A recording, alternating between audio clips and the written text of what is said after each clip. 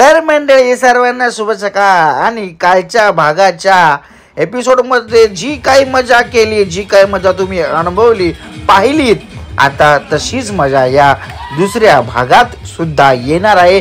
तर मग चला चालू करूया आपली सिनेमॅटिक पिकनिक वाली बाडवाड. सकाळची सुरुवात झाली ती चहाने आणि पारंपरिक नाश्ता म्हणजे मिसळ आणि बुर्जी पावणे. मिसळ आणि बुर्जीवर आमच्या पोरांनी असा काय ताव मारला, नुसतं वडकाम.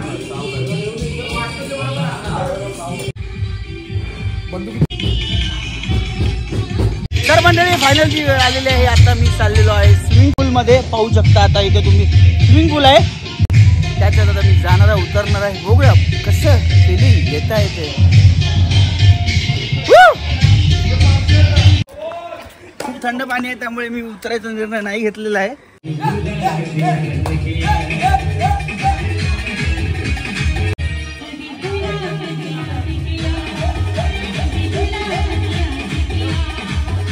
तुम्ही कांबळे झोका घेत आहे. झोका क्या गुंडा बनेगा रे तू. टी शर्ट कुठे, टी शर्ट सुकायला ठेवलाय. क्रिकेट खेळत आहेत दोघ जण, स्वप्नील आणि साही. मित्रांच्या पिकनिक मध्ये आपल्या मित्राला उचलून पाण्यात टाकणं हे एक शास्त्र असतं आणि ते शास्त्र आम्ही या पिकनिक मध्ये पूर्ण केलं.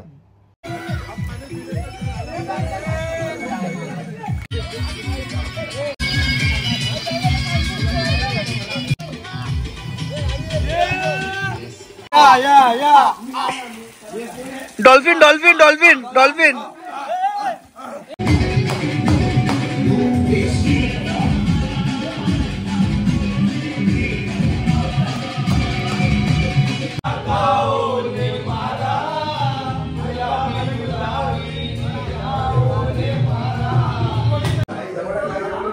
हे आमचं दुपारचं लंच आहे आणि पोरं जेवत आहेत.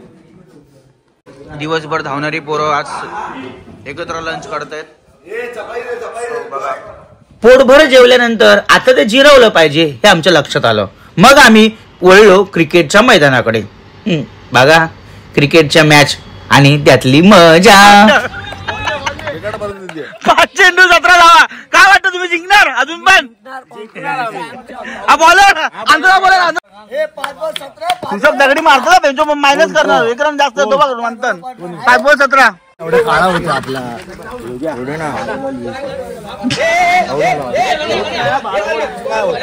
फक्त बॉल तुम्ही वाटतं तुम्ही जिंकणार? जिंकणार तुम्हाला काय वाटतं जिंकणार?